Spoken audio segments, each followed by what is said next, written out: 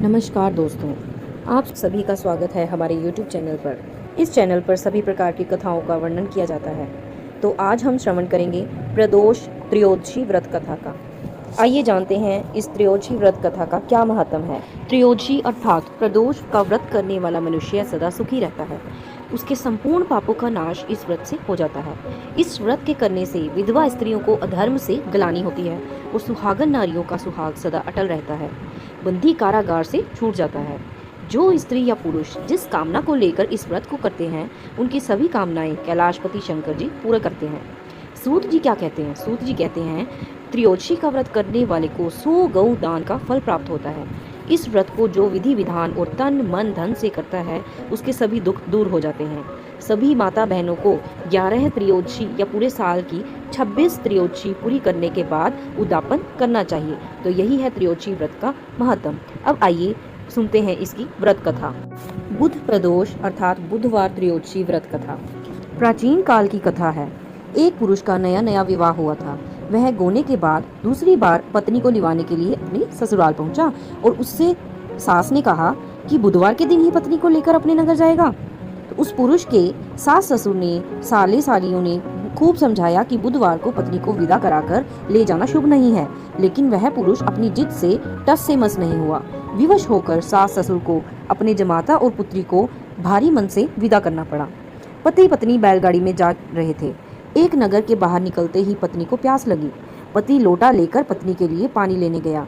जब वह पानी लेकर लौटा तो उसके क्रोध और आश्चर्य की सीमा न रही, क्योंकि उसने क्या देखा? उसकी पत्नी किसी अन्य पुरुष के लाए लोटे में से पानी पीकर हंस हंस कर बातें कर रही थी।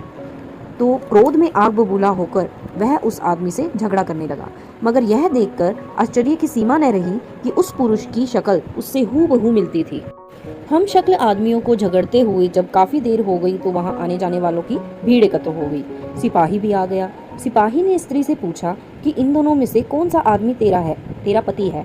तो वह बेचारी असमंजस में पड़ गई, क्योंकि दोनों की शक्ल तो एक दूसरे से बिल्कुल मिलती थी।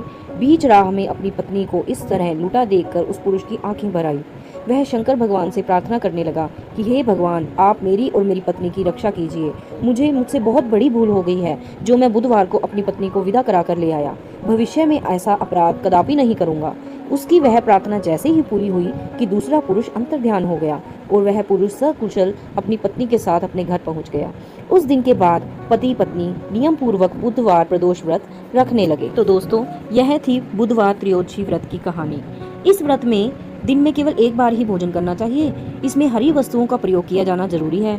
यह व्रत शंकर भगवान का प्रिय व्रत है। शंकर जी की पूजा धूप बिल्व पत्र आदि से की जाती है। तो दोस्तों, अब यह जान लेते हैं कि इस प्रदोष व्रत की कथा की पूजा की विधि क्या है। प्रदोषो रजनी मुखम के अनुसार सायंकाल के बाद और रात्रि आने के पूर्व दोनों के बीच का जो समय होता है उसे प्रदोष कहते हैं। व्रत करने वाले को उसी समय भगवान शंकर की पूजन करनी चाहिए। प्रदोष व्रत करने वाले को त्रयोदशी के दिन दिन भर भोजन नहीं करना चाहिए। शाम के समय जब सूर्यास्त में 3 घड़ी का समय शेष रह जाए तब स्नानादि कर्मों से निवृत्त होकर श्वेत वस्त्र धारण करके तत्पश्चात संध्या वंदन करने के बाद शिव जी का पूजन प्रारंभ करें। पूजा के स्थान को स्वच्छ जल से धोकर वहां मंडप बनाएं। वहां 5 रंगों के पुष्पों से पद्म पुष्प की आकृति बनाकर कुश का आसन बिछाएं। आसन पर पूर्वाभिमुख बैठें। इसके बाद भगवान शंकर का ध्यान करें। अब जानते हैं ध्यान का स्वरूप कैसा है। करोड़ों चंद्रमा के समान कांतिवान त्रिनेत्रधारी मस्तक पर चंद्रमा का आभूषण धारण करने वाले पिंगल वर्ण के जटाजूटधारी नीलकंठ तथा अनेक रुद्राक्ष मालाओं से सुशोभित वरदहस्त त्रिशूलधारी नागों के कुंडल पहने व्याघ्र चर्म धारण किए हुए रत्न जड़ित सिंहासन पर विराजमान शिव जी का ध्यान करना चाहिए। तो दोस्तों, ऐसे ही प्रदोष व्रत की वार अनुसार कहानियाँ कथाएं सुनने के लिए मेरे चैनल को सब्सक्राइब कीजिए और इस वीडियो को लाइक कीजिए। धन्यवाद।